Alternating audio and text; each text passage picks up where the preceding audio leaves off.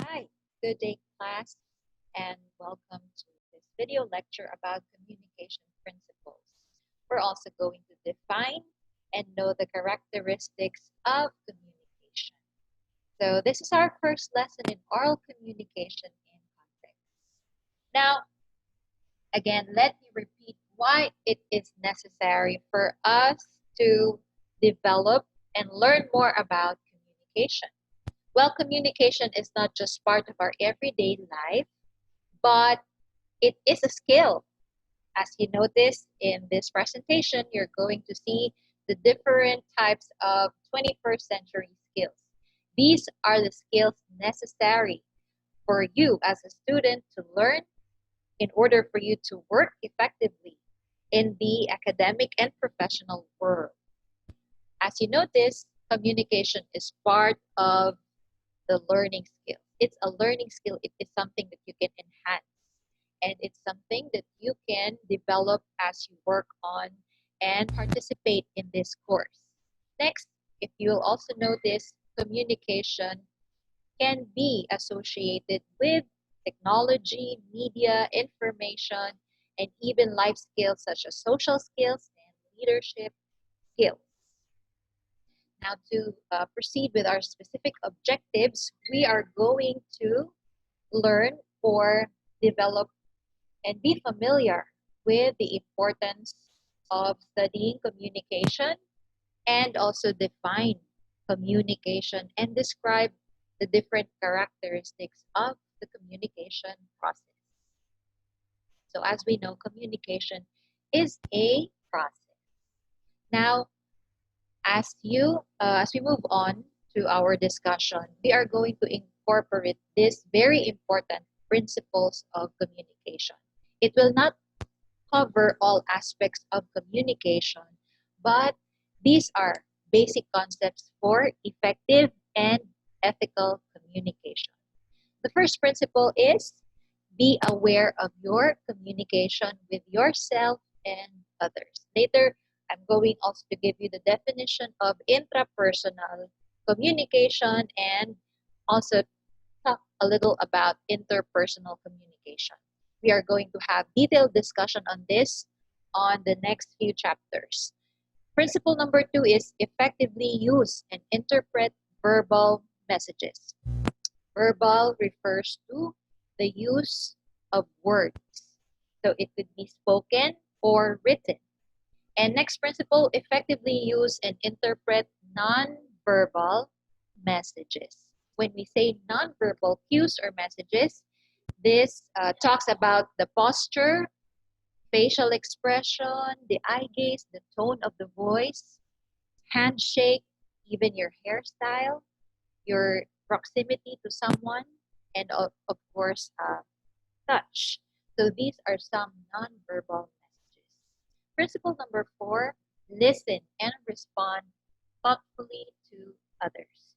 This is a very important skill, often disregarded, but active listening is in fact a very important skill that we must learn.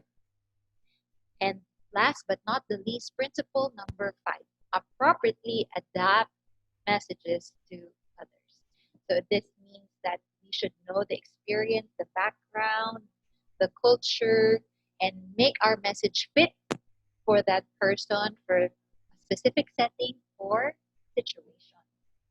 Now, again, let's move on with our first objective. Why study communication? If it's something that we do every day, why develop it? So as I mentioned earlier, it's a learning skill that we must enhance and is necessary for you to flourish in the 21st century. So communication, as we all know, touches every aspect of our lives, not just our professional or academic lives, as well as our personal and family life, and everything. It affects every aspect of our life, our emotion, our relationship with others, even how we see ourselves. Next, why study communication? Because you will need this when you work and when you study.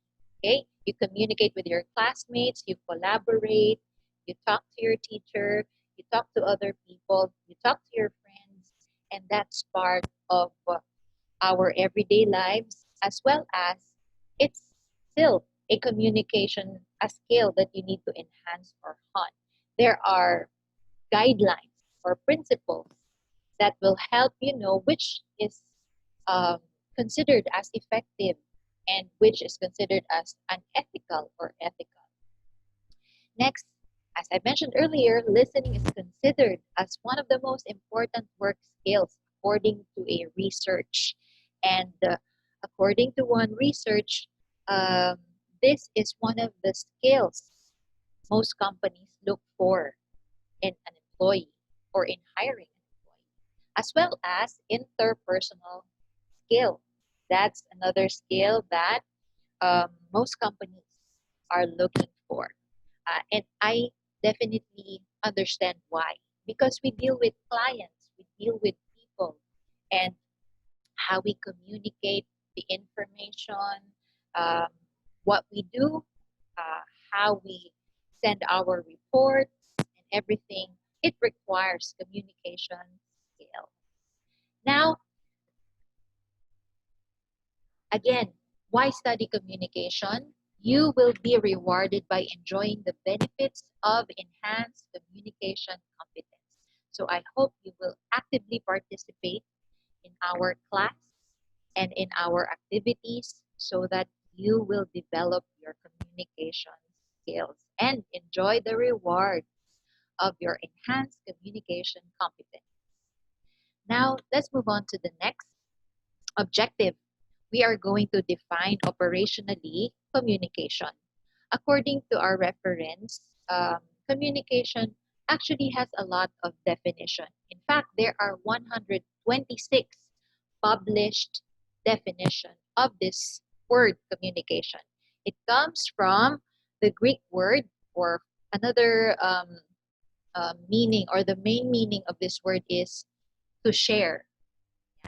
So, communication is operationally defined as a process by which information is exchanged between individuals through a common system.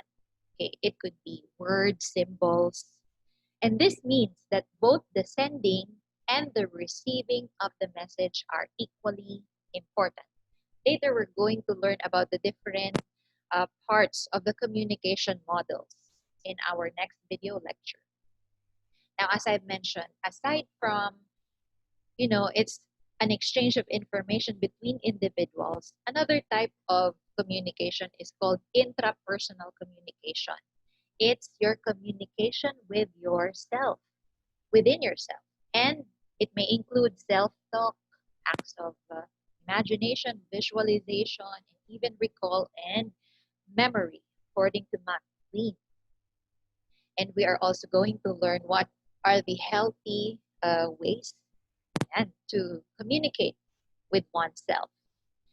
Now, communication is also about making and sharing sense. As I mentioned earlier, it means to share your understanding about the world, about what's happening within and around you. Communication is about creating meaning. Specifically, human communication suggests that message we express is not always the message that is interpreted as we'd intended it. So others could interpret our message differently. So we have to also enhance our communication skills to accurately or appropriately or clearly express a message. Then, making sense and sharing sense with others is, in fact, a fragile process. So, that is why there are misunderstandings and there are a lot of complexities when it comes to communication. That's why it's important to study communication. So, again, let me just also remind everyone that when we hear the word information, information is not communication itself, but it could refer to the content of what you are communicating. So, information is not communication. Information is the knowledge communicated or received concerning a particular fact or circumstance.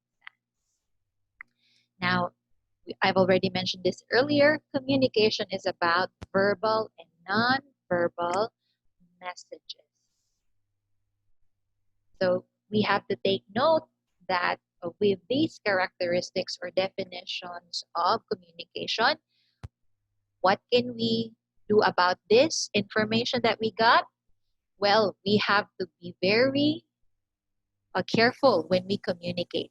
So we must consider the needs, the background, the culture of the receiver. And it's always safe to be courteous, but we must also know the background or the culture of the person. What does he or she consider as polite? Or there are also universal or ethical guidelines, which is true to all language, true to all or to most cultures. Okay, so we must be other oriented when we communicate within the family, inside a classroom, or even when we go out and relate with others in the community, regardless of their position, regardless of their job, regardless of their age. So that's very important to consider effective and ethical communication. Now, also take note if you know something about the experiences, the background of the person or the persons you're talking to or speaking to, that will help you communicate more effectively and appropriately. That's why we have self introduction, we do activities wherein we would like to get to know each other first inside this class because we want to properly address the needs, um, make sure that you are comfortable inside the class. Yes. And again, these are the different characteristics of communication, and it's important to remember this. Communication is inescapable. It means that it can happen anytime and anywhere. It's something that we do every day. If we are inside a room, we're alone, we can communicate with God, we can pray, or we also sometimes do self-reflection or self-evaluation. We do self-talk. And I also remember this movie 20 years ago about this man. He was deserted, left in a deserted island for 4 years, and he made this volleyball, uh, and he called it. He designed it. He placed some straw hairs, and he made it appear like a human face, and he called it Wilson. So he made this um, particular volleyball as uh, like a companion, someone he can express himself to while he's all alone in the island. So there were um, animals in this particular volleyball. So he's communicating with nature, doing self talk, and he finds this volleyball Wilson as a friend in a deserted island. This just shows us that communication is inescapable. It's something that is part of our psychological needs to communicate. Okay, so it has an effect on us when we are able to express ourselves. And next is communication is irreversible.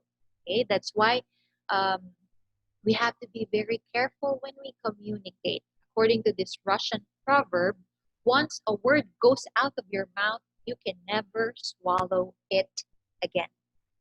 Uh, I don't know if you'll agree with me, but our word matters a lot. Okay, once it's spoken, regardless if you're angry, you are happy, the promises you have uttered, or the hurtful words you have uttered when you're mad at someone. Okay, even if you say sorry or apologize, it somehow uh, it leaves an impact to that person. Well, forgiveness is fine, but we still have to consider this, or we have to put it in our thoughts that once a word goes out of our mouth, we can never swallow it again. But we can also apologize because we really, let's admit it, we often commit mistakes, especially when we are not in a good situation. So next is communication is complicated. As I have mentioned earlier, it's complex. This process is affected by many factors, and it's not a linear uh, one-way process. Okay. Now, according to Dean Barnlund, he's a communication scholar. Whenever we communicate with another person, at least six people are really involved. Okay. And what are these six so-called six people involved according to Dean? The first one is who you think you are. Yeah, that affects how you communicate with others, your self-esteem. Who you think the other person is. Okay, what you know about that person. Third, who you think the other person thinks you are. Yeah, what's your um, idea about what he or she thinks about you. And the fourth is who the other person thinks he or she is. Fifth is who the other person thinks you are. And number six, who the other person thinks you think he or she is. So as you notice, there are many factors that affect our communication with a single person. So how about if we communicate with different people? So that's why it's something that we must really be very mindful of.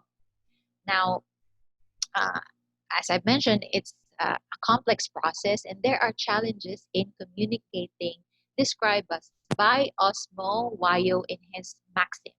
He said that sometimes, not at all times, but if communication can fail, it will. So it means that there are communication that leads to misunderstanding, conflicts, and so on and so forth. So we have to be very careful about communicating. Next is if a message can be understood in different ways, it will be understood in just the way that does the most harm. Yes, so the interpretation of our message could lead to something that is harmful. Number three, there is always somebody who knows better than you what you meant by your message. Oh, this happens a lot in our social media. You can see a lot of posts about their reactions, their opinions about what's happening between someone who they even who they do not even know personally, and their opinion seems to be very true to them, okay, and is believed by a lot of people without knowing the real situation. The fourth one is the more communication there is, the more difficult it is for communication to succeed. Okay, so that's why there's this very simple rule inside the classroom. When one talks, the rest should listen. Okay, so last, communication emphasizes content and relationship. So it doesn't just deal with the information, but your relationship with the person you are talking to. Now, the content dimension is just it presents you with the symbols or with the words, like these three usual words spoken by most of us. I'm okay, I'm fine. But when it comes to the relationship dimension, it gives the emotions, the attitudes, the difference in the behavior, and the amount of power and control. Okay, so when someone doesn't want to talk and doesn't want to elaborate, he's just going to express or say this, I'm fine. Okay, so that's a different story. But when you are happy and you're really okay, so you can just say, I'm fine. So the relationship dimension will change the information presented to you. So communication is emphasizes content and relationship. Now, another is communication is governed by rules, standards. It could be um, you know, our part of our national laws. It could be an ethical principle. So there are many laws or rules that govern communication. Now, as we end class, I hope that these characteristics of and definition of communication gives us a glimpse of how important it is to be mindful of how we communicate. And these are the two things that I'd like you to remember. You have to value communication. As young as you are, uh, communication skills, your communication skills should be honed, and you should be able to express and respond responsibly. Okay, so be responsible with the words you utter, with your social media posts, with your chats, and even your nonverbal messages that you give or present to others or share to others. So again, class, thank you for attending our video lecture and hope to see you again.